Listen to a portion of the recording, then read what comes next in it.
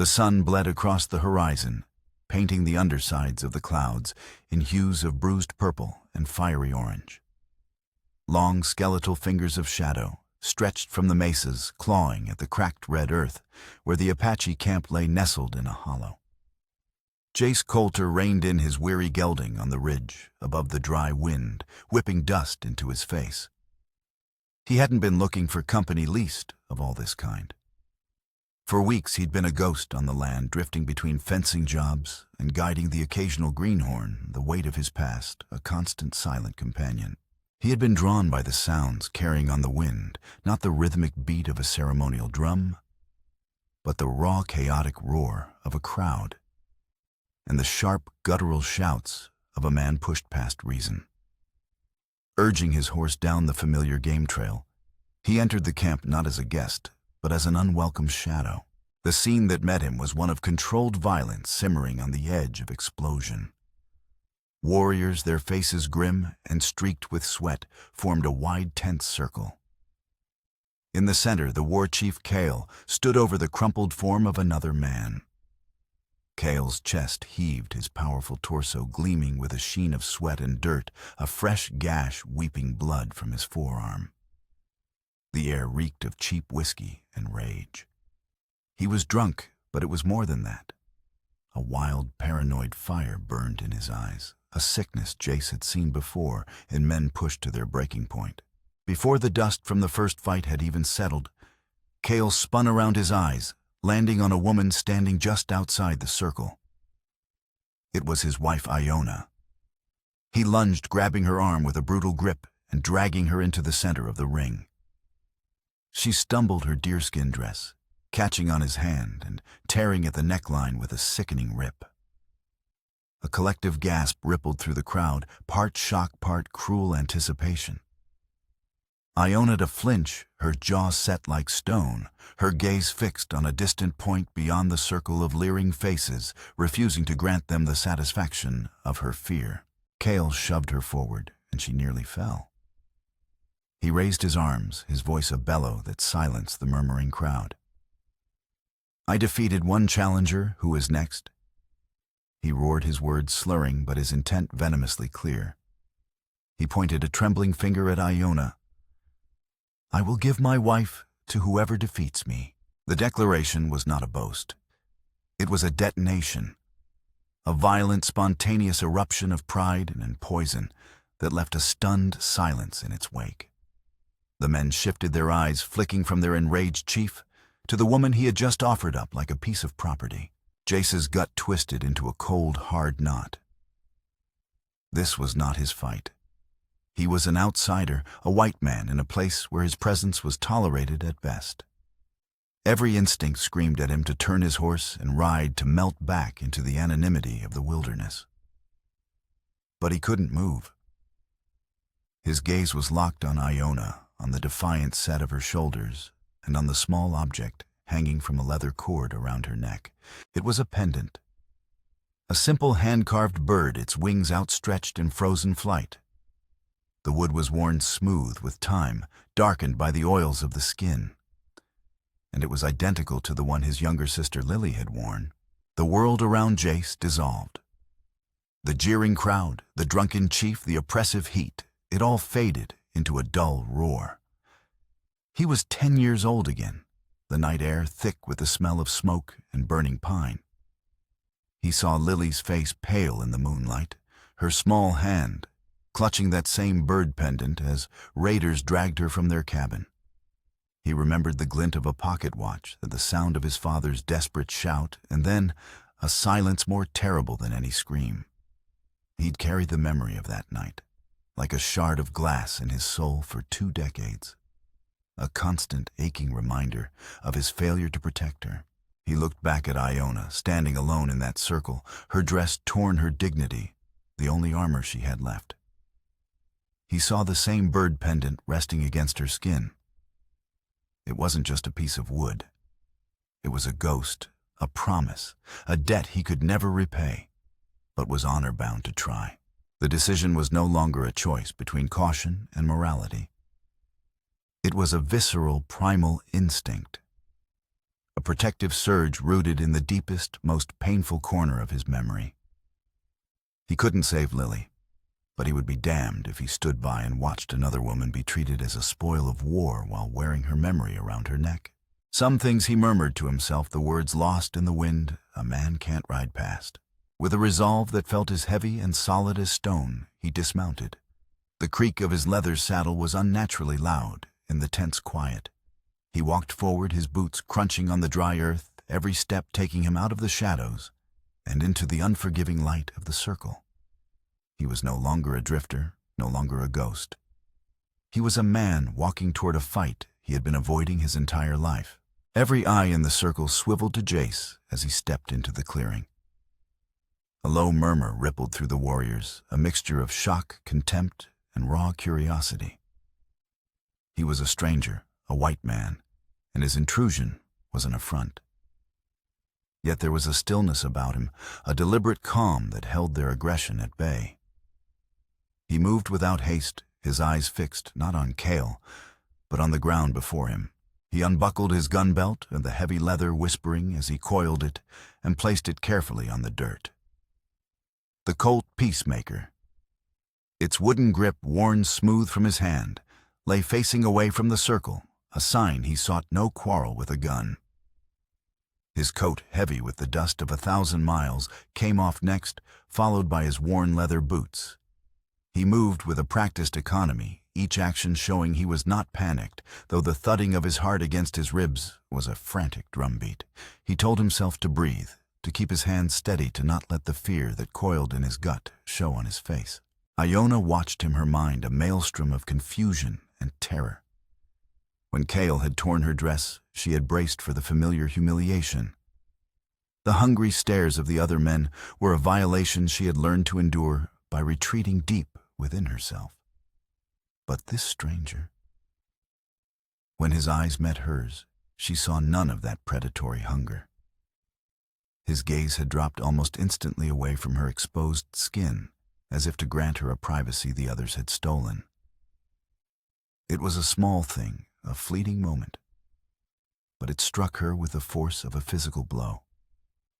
Now, as he prepared to fight, he still refused to look at her as a prize.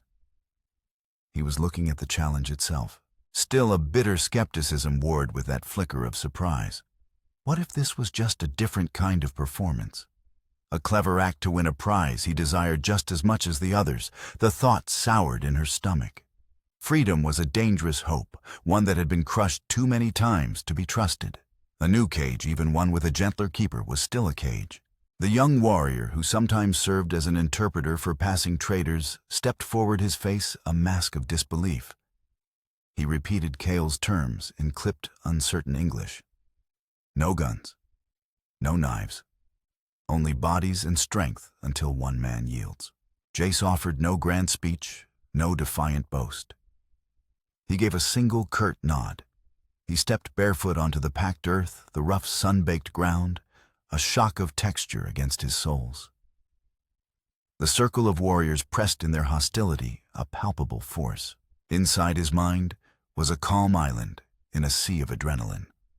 Don't fight his strength head-on. He's heavy or older, but that rage is a fire that will burn itself out. Take the blows. Wait him out. Pride is his weakness. Don't let it be yours. He'd survived the saloon brawls and back alley ambushes by remembering that endurance, not just power, won fights. Fear was a familiar companion, a cold presence that sharpened his senses. He tucked it into a corner of his mind and let his body take over. Cale flexed his powerful shoulders, a low growl rumbling in his chest. He was a bear of a man, his muscles thick and corded from a lifetime of war. He saw Jace not as a man, but as an insult, a gaunt, dusty stray challenging a king in his own court. The air grew thick and still. The sun dipped lower, casting the entire scene in a blood-red light. Iona's breath caught in her throat, her heart pounding a frantic rhythm against her ribs. She didn't know whether to pray for the stranger's victory or his defeat. One meant a new uncertainty. The other meant a return to the crushing certainty she already knew. Jace lowered his stance, balancing his weight on the balls of his feet. Every muscle in his body coiled ready. He was alone, 100 miles from anyone who knew his name, about to fight for more than just his own life. The fight began not with a signal, but with a roar. Cale charged. He came forward like a runaway freight wagon, a bull-like drive meant to shatter Jace's defenses in a single, overwhelming collision. His arms, thick as tree limbs, clamped around Jace's waist. The sheer force of the impact lifted Jace from the ground and slammed him backward. The world became a jarring explosion of dust and pain. The air rushed from his lungs, his spine screaming from the impact. For a dizzying second, he saw black spots dance before his eyes. He was losing. It was already over, but instinct honed by years of survival took over. As Cale pressed down, seeking to crush the breath from his body, Jace drove his knee up, wedging it between their torsos, creating a sliver of space. It was just enough. He gasped for air, his ribs protesting with a sharp, searing pain. He'd survived the first rush. Sweat beaded on Kyle's brow, his face a mask of furious concentration. He was stronger, his raw power undeniable. But his movements were fueled by whiskey and rage, not strategy. Jace felt the chief's weight shift and knew his own small advantages lay in patience and leverage. Let him tire. Let him overcommit. The crowd was a wall of sound, now shouting in Apache. The words were a mystery, but the tone was universal, a baying for blood, urging their chief to break the outsider. Jace ignored them. His focus narrowed to the man on top of him, the shift of a hip, the tense cord of muscle in a forearm, the rhythm of his ragged breaths. He rolled hard to the side, taking a punishing elbow to his already bruised ribs, but it allowed him to escape the full crush of Kyle's weight. He scrambled, trying to get to his feet, but Kyle was on him again, hauling him up only to drive him back to the ground. Kyle's pride was making him reckless. He was putting all of his weight into every throw, seeking a swift, dramatic victory. This time as they fell, Jace was ready. He hooked his leg around Cale's ankle, and as the chief's weight came crashing down, Jace twisted. The move was unexpected, a subtle shift of balance that sent both men rolling in the dust. Muscle strained against muscle, sinew stretched to its limit. For a moment, they were a tangled mess of limbs. Then with a surge of desperate energy, Jace came out on top. He immediately clamped his arm around Kyle's wrist, using the chief's own momentum to bend it back at an excruciating angle. A sharp cry of pain and surprise escaped Cale's lips. He thrashed his teeth bared in a snarl, trying to break the hold. But Jace held firm, his body a study in leverage. His own muscles screamed in protest, a tremor running through his arms, but his grip was iron. He pressed his knee into Cale's shoulder, pinning him, intensifying the pressure on the captured wrist. The circle had gone silent. The shouting had died, replaced by a collective held breath. Even the horses seemed to stand still. Iona's heart hammered against her ears. She watched, her lips parted in disbelief as the tide of the fight turned. The faint spark of something she hadn't dared to feel in years, hope flickered to life in her chest, fragile and terrifying. Cale bucked again, a surge of pure brute strength, but Jace held the lock. The pain was etched on the older man's face now, his rage giving way to the stark reality of his position. He was trapped, defeated, with the last of his dignity, knowing there was no escape. Kyle slapped his free hand hard against the ground. Once, twice. The sound was as final as a gunshot. The yield was clear. A hush fell over the circle, the kind of absolute silence that comes not from peace, but from profound shock. Jace released his hold instantly, not prolonging the chief's humiliation. He pushed himself to his feet, his chest heaving, dust streaking his sweat-soaked skin. His ribs were a chorus of agony, and his entire body trembled with exhaustion. He didn't raise his fists in victory or shout in triumph. He simply stepped back, giving the defeated chief the space to rise. Cale sat up slowly, breathing hard, his eyes clouded with a mixture of pain and disbelief. He climbed to his feet, his pride wounded but not broken. He would not break his word. He turned to Iona, his face a stony mask, and uttered a few sharp words in his own tongue. Then he stepped aside. The meaning needed no translation. Iona would go with the stranger. Jace moved with slow deliberation, pulling on his boots, then his dusty coat. He buckled his gun belt, the familiar weight a strange comfort. He glanced at Iona only once, his face unreadable, but the weight in his stomach was a cold, heavy stone. What now? He had won the fight, but he hadn't wanted the prize. He had only wanted to end the spectacle. Now the chief's word had bound them, and the entire tribe watched with unblinking eyes to see if he would honor it. Iona stood frozen, a war of fear and defiance raging within her. She looked at Jace, this quiet man, who had not stared, who had not boasted, was following him, just trading one cage for another. The stony faces of the circle gave her no choice. Her life here was over. With a deep breath that did little to calm her racing heart, she stepped forward. Jace led his horse to her and offered his hand to help her mount. He wasn't forcing her, only offering. After a moment's hesitation, she took it. His skin was rough, calloused, but his grip was steady, not possessive. As her fingers brushed his, she felt no claim, only support. She swung onto the saddle behind him. The circle of warriors parted for them, a silent human sea. Their silence followed Jace and Iona as they rode out of the camp, a heavy shroud of resentment and uncertainty.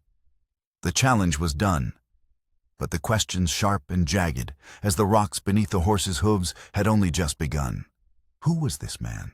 And what would he do now that the consequences of his victory rode behind him? The ride away from the camp was a study in tension. The silence of the tribe pressed on Jace's back like a physical weight, 100 pairs of eyes boring into him, until the camp was nothing more than a smudge of smoke against the darkening sky. The steady thud of hooves on the hard-packed earth was the only sound, a somber rhythm marking their departure. He kept his eyes forward, his gaze sweeping the landscape out of habit, but his mind was a tangled knot. What do I do with her now? Walking away would be an insult to Kale's word, an act of cowardice that could easily spark a new bloodier conflict. He was trapped by the very honor he had sought to uphold. Behind him, Iona sat rigidly, her hands gripping the saddle horn. She studied the broad set of his shoulders, the steady, careful way he guided the horse through the treacherous terrain. She had expected a victor to preen to look back at her, with the smug possessiveness she had seen in Kale's eyes for years. But Jace did none of that. He acted as if he were alone, his focus entirely on the trail ahead. This quiet restraint was more unsettling than any overt act of ownership would have been. As dusk deepened into a star-pricked twilight, they reached a narrow wash sheltered from the biting wind. Jace dismounted, his movements stiff with pain from his bruised ribs. He led the horse to a patch of hardy grass, tied the reins low, and only then turned to Iona. He offered his hand to help her down. She watched him for a long moment, weighing the simple gesture before sliding from the saddle on her own. A muscle bunched along his jawline, but he said nothing, turning instead to build a fire. The camp was sparse and efficient. A small ring of stones, a fire catching on dry kindling, a pot of coffee, and a pan of beans set to warm by the flames. He laid his bedroll on one side of the fire, leaving a clear space for her on the other. The silence between them was a chasm filled with the weight of everything unsaid. Finally, her voice cut through the quiet steady despite the knot in her stomach. "Why did you fight him?" Jace looked up from the fire, his face illuminated by the flickering flames. He didn't answer immediately. He poured coffee into a tin cup and handed it to her across the fire before settling back with his own. His gaze was direct, without artifice. "Because no man should put his wife in front of others like a wager." His tone was plain, a simple statement of fact. She had expected a speech about honor, or worse, a confession of desire. The stark simplicity of his answer disarmed her. She searched his face for a hidden meaning, a lie, but saw only a man bone-weary from a fight he never wanted. The fire crackled, spitting embers into the night. Jace pulled a small sewing kit from his saddlebag, a leather pouch containing a thick needle and coarse thread. Without a word, he reached for her dress where it lay beside her. She flinched, but he took only the torn fabric of the neckline. His gaze remained fixed on his task as he began stitching it closed with short, competent movements. He didn't ask permission, and she didn't stop him. A tightness formed in her throat as she watched his large, calloused hands work with such unexpected care. When he finished, he folded the repaired section neatly and handed the dress back. Better than leaving it that way, he said, his voice a low rumble. She took it, her fingers brushing against his for a fleeting second. The contact sent a confusing shiver through her. This man, who had every right, according to her husband's own decree, to claim her, was instead mending her clothes. Jace leaned back, sipping his coffee, his eyes on the flames. But a deep unease churned within him. Returning her was not an option. It would brand her as discarded, a shame she might not survive in her community. Keeping her against her will was unthinkable. His only path was to give her time to let the choice be hers. Iona watched the firelight play across the hard planes of his face, trying to decipher the man behind the quiet exterior. A part of her, the part that had been wounded and betrayed for years, screamed at her to remain guarded. But another, quieter part wondered if for the first time she was being seen not as a symbol or a prize, but simply as a person. The desert night grew cold. Coyotes yipped in the distance. Jace stood, pulled the single wool blanket from his bedroll, and handed it to her. "Take this. Nights get cold out here." She looked from the blanket to him, a question in her eyes. "And you?" "I've known colder," he said, settling on the hard ground with only his coat for warmth.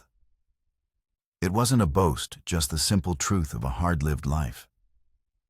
But in that act she saw it again, a choice to give before taking. She sat for a long time, clutching the blanket, her mind torn between ingrained mistrust and a slow, burgeoning curiosity. Finally, she wrapped it around her shoulders and lay down by the fire. Jace lay with his back to her, a silent sentinel staring up at the vast, indifferent stars, his ribs aching and his thoughts churning. "You stepped into something bigger than yourself, Coulter. Don't break it." The fire dwindled to a bed of glowing embers. And for the first time in a decade, Iona slept without the heavy shadow of a man's ownership pressing down on her. Morning broke cold and cleared the sky, a pale, washed-out blue. Jace was already awake, having moved with the quiet stealth of a predator, his ribs a dull throbbing ache with every breath.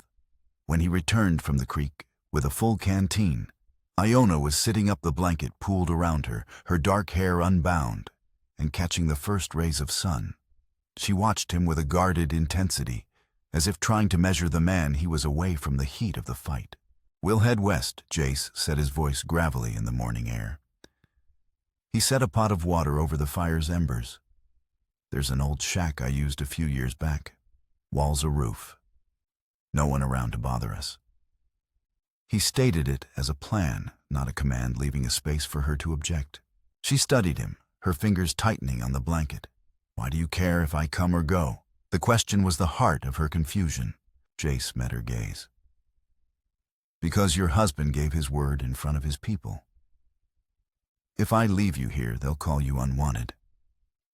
You'll carry a shame that isn't yours to bear. I won't put that on you." The raw honesty of his words chipped away at her defenses. "So you'll keep me like property?" She challenged, her voice sharper than she intended. He shook his head, a slow, deliberate movement. "No. You'll walk away when you want to. Until then, I'll see you safe."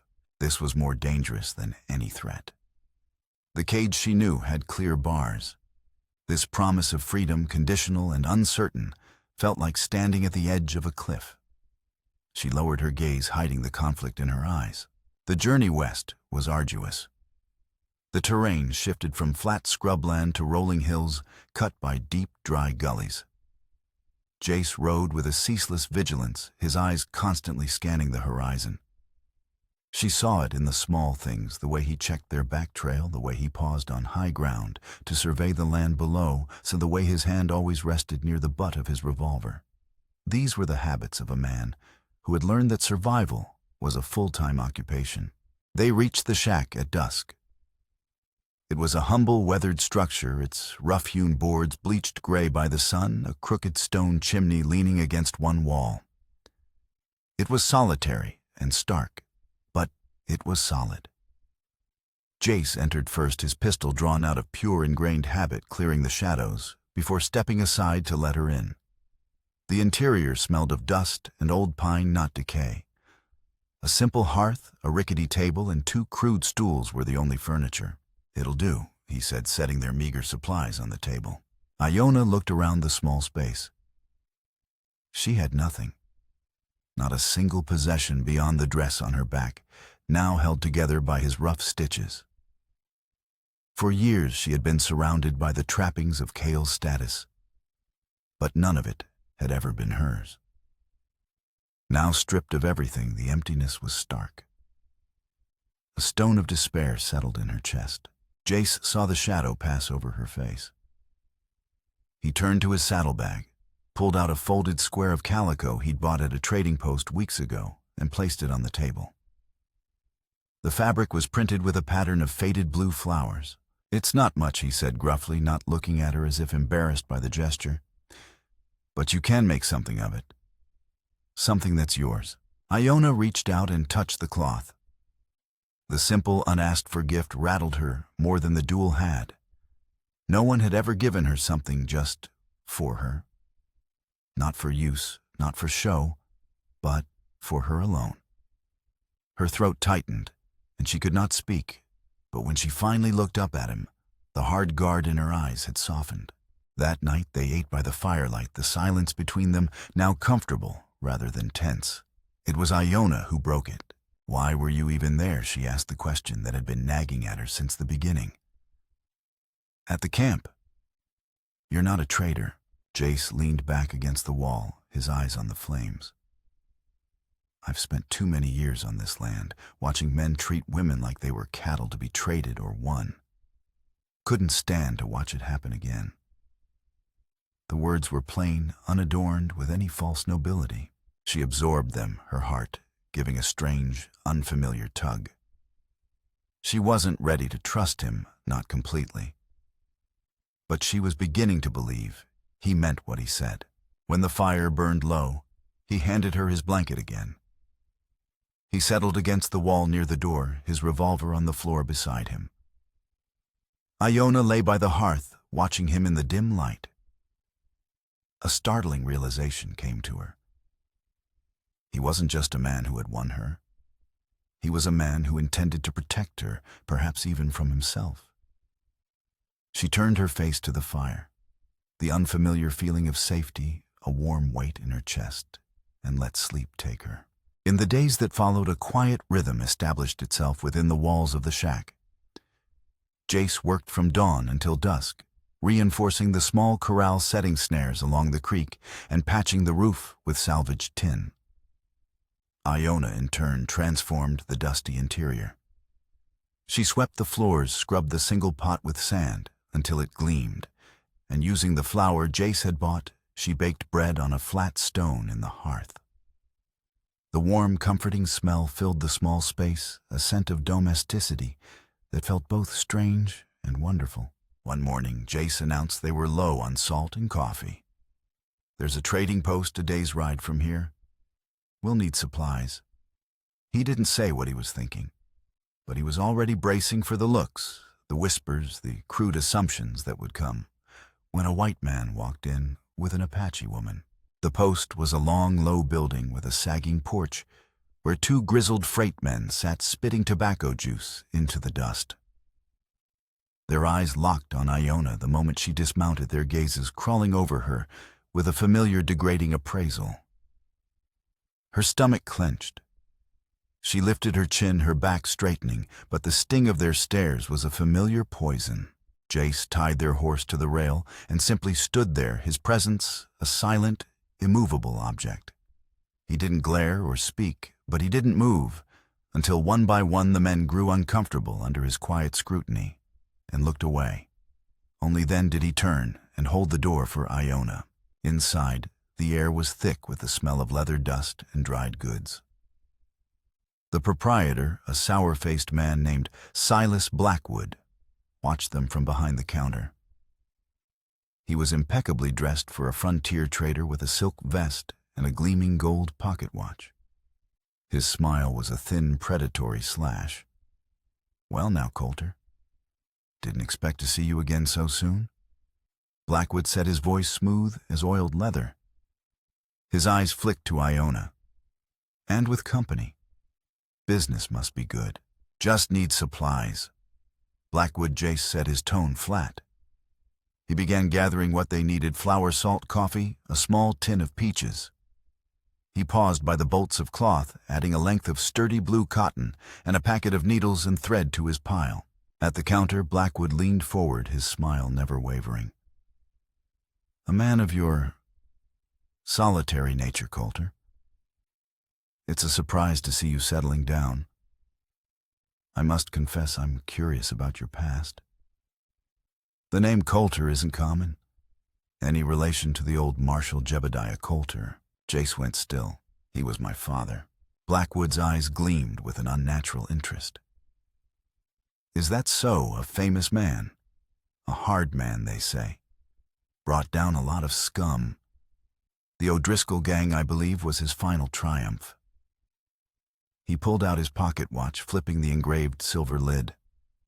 Time does fly. A shame about his family, of course.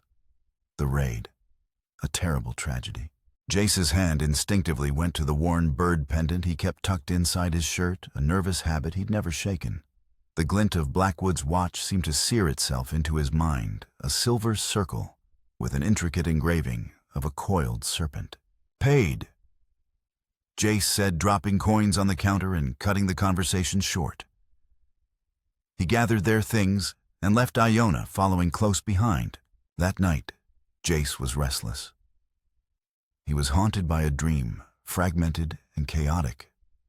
Fire, shouting, the terrified face of his sister Lily, and the insistent rhythmic glint of a silver pocket watch, its serpent engraving seeming to writhe in the firelight. He woke in a cold sweat, his heart hammering against his ribs. A few days later, Iona fell ill. She was weak, feverish, and plagued by a deep-seated anger that seemed to come from nowhere. Jace recognized the symptoms. He had seen them in Kale, the paranoia, the irrational rage. His eyes narrowed. He went to the creek where they got their water, his suspicion a cold knot in his gut. The water looked clear, but there was a faint, almost imperceptible chemical tang to it. Leaving Iona resting at the shack, he followed the creek upstream. His search led him miles into the hills toward the land Blackwood claimed for his silver mining operation. There, hidden in a thicket of brush, just yards from the stream, he found them dozens of discarded barrels, some still leaking a viscous, oily substance into the ground. The poison was seeping into the earth, contaminating the water that flowed down to the valley, the same water the Apache camp and their own shack depended on. The realization hit him like a physical blow. Kale's madness, Iona's sickness, it wasn't a curse or a failing. They were being poisoned. And Blackwood, with his slick smile and probing questions, was behind it all. He wasn't just a trader. He was a manipulator, systematically poisoning the tribe to make them aggressive and unpredictable, likely to incite a war with the settlers. A war that would clear the land for his own greedy ambitions. The conflict was no longer about a duel or a personal choice. It was about a deliberate, calculated evil that threatened to consume them all. Jace now knew he hadn't just won a woman. He had stumbled into the heart of a war. Jace raced back to the shack, his mind reeling. He found Iona weak but lucid, the fever having broken slightly. He explained what he'd found, his words clipped and urgent. As she listened, the confusion on her face hardened into a cold, clear fury. The sickness, the erratic behavior of Kale and the other warriors, it all made a terrible kind of sense. Her husband hadn't just been a prideful brute. He had been a victim, his mind twisted by Blackwood's poison. He wanted them to fight, Iona said, her voice a low, dangerous whisper. To kill each other and the settlers so he could take the land. And no one would be the wiser, Jace finished grimly. They'd just be another savage tribe gone mad. They were no longer just two people trying to build a life. They were witnesses to a crime that could ignite the entire territory. They had to act. But how going to the territorial marshal was a risk. It would be their word, the word of a drifter and an Apache woman, against that of a wealthy, influential man like Blackwood. Their dilemma was interrupted by the sound of approaching horses. Jace's hand went to his revolver as he peered through a crack in the door. A war party, a dozen strong, was riding down into the clearing. At their head was Kale's brother Taza, his face a mask of grim purpose. "Stay inside," Jace ordered, stepping out onto the porch, his stance deceptively relaxed, but every muscle coiled tight. Taza reined in his horse, his eyes sweeping over Jace with open contempt. "We have come for what you stole," he said, his English rough but clear. "The wife of our chief. She wasn't stolen. She came by her own choice," Jace said, his voice even. Taza sneered. "The choice of a white man's fist. My brother is shamed. Our people are shamed. You will return her or we will take her." Before Jace could respond, the shack door opened. Iona stepped out, her head held high. She had put on the blue dress she had made a symbol of her new life. Her voice when she spoke was not the quiet, hesitant tone Jace had first heard, but one of authority and conviction. "I am not a prize to be kept or returned," she declared, her gaze meeting Taza's without flinching. "I chose to leave. That is my word." She took a step forward, her voice rising with a strength that commanded the attention of every warrior. "And I have come to tell you that your enemy is not this man. Your enemy is the one who poisons your water and twists your minds with sickness." Taza's face clouded with confusion. Iona proceeded to tell him everything about the tainted stream and the barrels and the man at the trading post, Silas Blackwood. She spoke with a fiery eloquence, her words painting a vivid picture of deceit and manipulation. Jace stood by, silent, watching in awe as she transformed before his eyes. This was the woman who had been hidden beneath years of subjugation, now emerging with a leader's strength. Taza was skeptical, but Iona's words held the ring of truth. He had seen the sickness himself, the unnatural rage that had taken hold of his brother and others. "If this is true," he said slowly, "if you can prove this deceit, help us." Jace cut in, seizing the opening. "We're going to his mind tonight. To find the proof, we need to expose him. We do this together, or he will destroy us all one by one." A tense silence fell over the clearing. Taza looked from Iona's determined face to Jace's steady gaze. He saw not enemies, but two people fighting for the same thing, survival and justice. After a long, agonizing moment, he gave a single sharp nod. A fragile, desperate alliance was forged in the shadow of the setting sun. A storm was brewing in the west. The sky, once clear, was now bruised with dark, heavy clouds that scudded across the moon. Wind howled through the canyons, carrying the scent of rain and ozone. It was the perfect cover. Under the cloak of the tempest, Jace and Iona, guided by two of Taza's best scouts, made their way to Blackwood's silver mine. The entrance was a dark maw, carved into the mountainside timbers, groaning under the strain of the wind. Taza and his warriors remained hidden in the rocks above a silent, waiting force. "We need to find his ledgers, anything that links him to the poison," Jace whispered, lighting a lantern. "We get the proof, and we get out." They slipped inside the mine, swallowing them into its cold, damp darkness. The lantern cast dancing, distorted shadows on the rock walls. The air was thick with the smell of wet earth and blasting powder. They moved deeper past carts of ore and abandoned tools, following a set of tracks that led into the heart of the mountain. In a side chamber that served as Blackwood's office, they found it. A heavy wooden desk, and on it, a ledger. Jace flipped it open. The pages were filled with meticulous records, shipments of mining equipment, payrolls, and tucked away under the heading Geological Assays. Entries detailing large purchases of arsenic compounds, the poison. Alongside it was a map of the territory with the Apache lands, and the creek clearly marked. "We've got it." Jace breathed, tucking the ledger inside his coat. But as they turned to leave, a voice echoed from the mine's entrance, smooth and chillingly familiar. Looking for something Coulter, Silas Blackwood stood silhouetted against the storm-lit entrance, flanked by 4 of his hired guns. He held a lantern aloft, his face a mask of smug triumph. And in his other hand, he held the silver pocket watch, its serpent engraving catching the light. "I must admit, you're more resourceful than I anticipated," Blackwood said, taking a step into the mine. "But then, I suppose it runs in the family. Your father was the same. Tenacious. Right up until the end." Jace pushed Iona behind him, his own pistol now in his hand. "This is over, Blackwood. We know about the poison." Blackwood chuckled, a dry, rasping sound. "The poison, oh, that was just a means to an end. A way to clear the board. The real game, Coulter, has always been about you." He took another step, his eyes boring into Jace's. "You don't recognize this, do you?" He held up the watch. "My father, Cormac O'Driscoll, carried it. Your father, the great Marshal Coulter, shot him down in a dusty street and took this from his body. A trophy." The pieces crashed together in Jace's mind with the force of a landslide. The raid. The fire. Blackwood wasn't his name. He was Silas O'Driscoll. "The raid on your family's ranch?" "That wasn't random." Silas hissed, his polite veneer cracking to reveal the seething hatred beneath. "That was payment. A son for a son.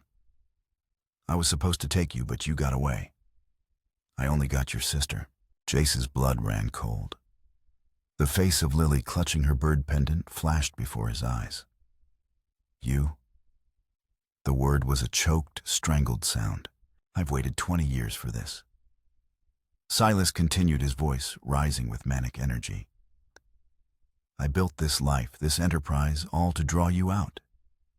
To ruin you, just as your father ruined me. To take from you the last thing you have." His gaze flickered to Iona. At that moment, the mountain groaned. A deep, guttural rumble echoed through the tunnels. The storm outside had loosened the rock, and the timbers above them began to splinter. Dust and pebbles rained down from the ceiling. "The mine's coming down," one of Silas's men shouted in panic. The world erupted into chaos. Gunshots exploded in the confined space, the sound deafening. Jace shoved Iona into the relative cover of the office chamber and returned fire. The air filled with smoke and the smell of cordite. One of Silas's men fell. The mountain shuddered again, more violently this time. A large section of the tunnel behind Silas collapsed, sealing the exit. They were trapped. Silas, his face contorted with rage, charged Jace. They crashed together, falling to the ground, pistols lost in the scramble. It was a brutal, desperate fight in the flickering, dying light of the lanterns. Jace was driven by a cold, focused fury. But Silas fought with the unhinged strength of a man who had nothing left to lose. They rolled and grappled in the dirt, the groaning of the dying mountain, their only witness. Jace finally gained the upper hand, his fist connecting with Silas's jaw with a sickening crack. He pinned Silas to the ground, his hands closing around his throat. All he could see was Lily's face. All he wanted was to squeeze the life from this monster and avenge his family. Jace knew Iona's voice cut through his haze of rage. She grabbed his arm, her grip surprisingly strong. "Don't become him. We have the proof. He has to face justice, not vengeance." Her words were a bucket of cold water. He looked down at Silas's sputtering, terrified face, and then at Iona's pleading with him. He saw the choice before him, the dark, easy path of revenge, or the harder, more honorable path of justice. For Lily. For his father. For the man Iona believed him to be. He released his grip, hauling Silas to his feet, just as a thunderous roar signaled another collapse. A different section of the tunnel had given way, revealing a sliver of stormy night sky. An escape. As Silas's remaining men fled toward the new opening, Taza and his warriors descended their arrows, flying true in the darkness. Jace dragged the captured Silas toward the opening, Iona close behind him. They emerged from the collapsing mine into the lashing rain, gasping for breath, just as the entire mountainside gave way, burying the entrance and Silas O'Driscoll's legacy of hatred forever. The immediate aftermath was a blur of rain and confusion. Taza's warriors secured a bound and defeated Silas, along with the proof from the ledger Jace had protected inside his coat. The threat of war, which had hung over the valley like a shroud, dissipated with the morning mist. Silas O'Driscoll was handed over to the territorial marshal, his crimes laid bare for all to see. A few days later, as a fragile peace settled over the land, Cale came to the shack. He was thinner, the poison having taken its toll, but the wild, paranoid fire in his eyes was gone, replaced by a quiet, somber clarity. He stood before Iona, not as a chief, but as a man humbled by his own actions. He spoke in his own tongue, his voice heavy with regret. Taza translated. He says the poison made him a beast, but the pride was his own. He formally releases you from his name. You are not a prize that was won, but a woman who has earned her own path. He asks for your forgiveness. Iona looked at the man who had been her husband, her captor, and saw only a broken reflection of the past. There is nothing to forgive, she said, her voice soft but firm.